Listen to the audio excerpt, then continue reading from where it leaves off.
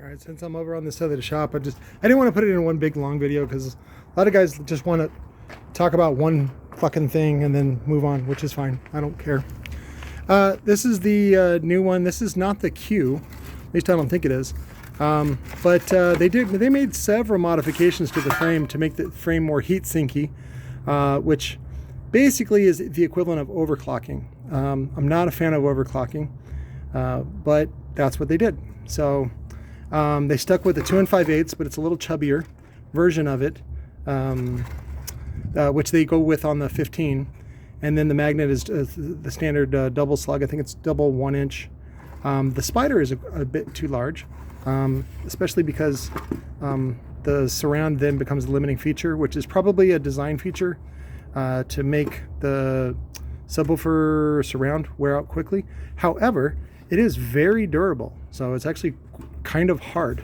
But that might be a cost savings compromise to go with a soft suspension. Even if you go with a stiff suspension and the spider is very large, it has a very easy compliance, especially within parameter, which is probably only about 1 inch each way max for a 2 5/8 coil. It is copper, which is nice. The other day I was talking to somebody about, I go, well, just use a copper coil from China, and they go, China copper sucks. I was like, it's this was so stupid, because the reason why I said that's stupid is because it doesn't matter what it's made of, whether it's zinc or aluminum or whatever. It's got to come out to a certain impedance, and it's going to perform virtually the same. What you're really talking about with voice coils is a mass, and as far as thermal capabilities go, you're talking about a thermal mass. Copper handles better, handles abuse better, but it's not the end all be all. There's other ways to do stuff. It's not, it depends on what you're trying to do. So, but they're still doing the CA welds, glue, whatever you call it. This is the 2-piece, this is the lower, this is the upper, and then they do the double stitch, which is hilarious. It's just it's a really big turd is what it really is. And then they oh, this is cute, they put a shorting ring on there, even though it's, I don't know, is it a 2-piece? Oh, it's a separate heatsink. Yeah, so that might be made of brass maybe, but the texture looks, I'll have to grind it, figure out what it is. Like if you made this out of copper, that would be the shit. Even if it's a shitty Chinese copper, that would heatsink way better than the rest of this, which is exactly what they do on CPUs, right? A lot of times the CPU cooler will have a large heatsink array, but the core will be copper. So because copper does a better job. So this is what they put on the back. It's just glued on the back of the motor, and then I'll show you the motor real quick. So it's not a terrible woofer. I'm not saying that JL is terrible. I'm not saying that Kicker is terrible. I'm just saying for the money that you're paying for, it's terrible. So that's all. So this is the motor. A little pain in my butt, which is that the bolt pattern is too wide, but I can't really complain. And also the vent, the center is not vented. Again, if you're going to pay all that tooling, why not do it all? But they don't. So again, sometimes some of these changes have to do with time. There's a time component. Sometimes you can't get all the changes. Sometimes China fucked things up, and you're like, fuck it, don't worry about the venting on the pole piece. Let's just focus on the heat sink technology on the frame, because again, this is not patentable. That other item probably might be a patentable, or at least trademarkable if they come up with a cool name for it. And again, not that it makes it any better, it's just a marketing promotion.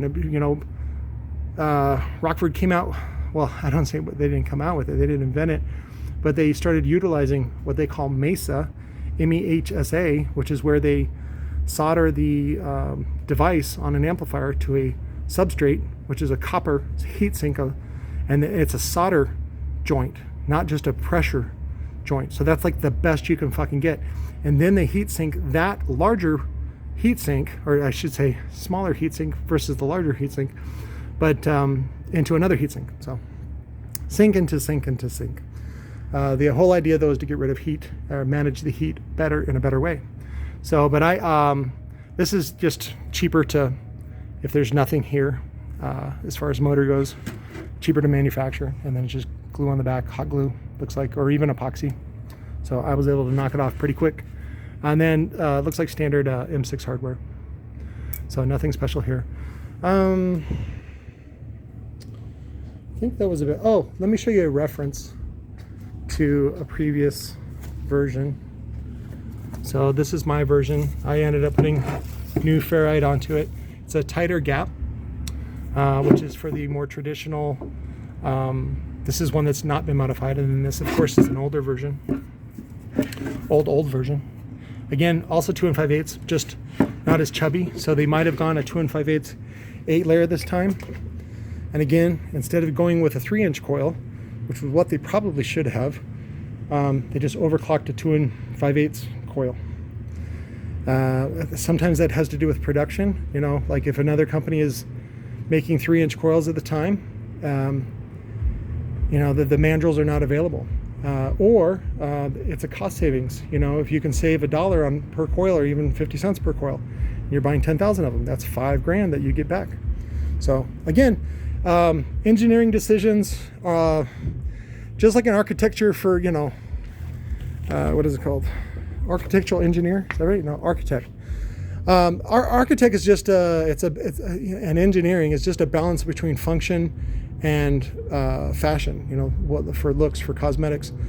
Some things matter, some things don't. And so that's what's great about studying other people's work, is to see how they've solved these problems.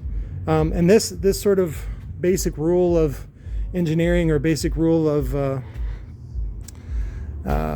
design, can be followed everywhere. You know, you just look at other people's stuff and you go, okay, you know, a lot of there's no school for this. There's, you know, it's not established. It's not well established. Probably the best example of trial and error is the Dyson guy, and I'm not talking about the Asian guy over in China. I'm talking about what is he? He's from the UK. He made the vacuum cleaner, right? But you know, is it $800 good? I don't think so. But he sold a bunch of them, and then he sells the little one, and you know, all this other stuff. So I picked up one for $25 from a Goodwill, and then just cleaned it. So, but that's, you know, good news for you. Now you have the top, you know, cum sucker for, you know, $25. That's all. It's good to have a cum sucker. You know, you gotta have cum sucking stuff. I'm converting this one. This is why I have this one out. So I like the openings matched. So I'll just go like this, put clamps on it, and then transfer the pattern. Then it'll have the regular 5-inch pattern. Then I can use it with the quad stack motor. So something that is going to move a lot, because that one I think takes up to at least a 9-inch spider, if not a 10-inch spider. That's the 15-inch Mojo. Anyways, that was it. I just wanted to show you that. I don't want to call it a review, but it was just sort of I guess I did review the design on the new L7 15, so I'll put that as the title. Love you guys. Talk to you later.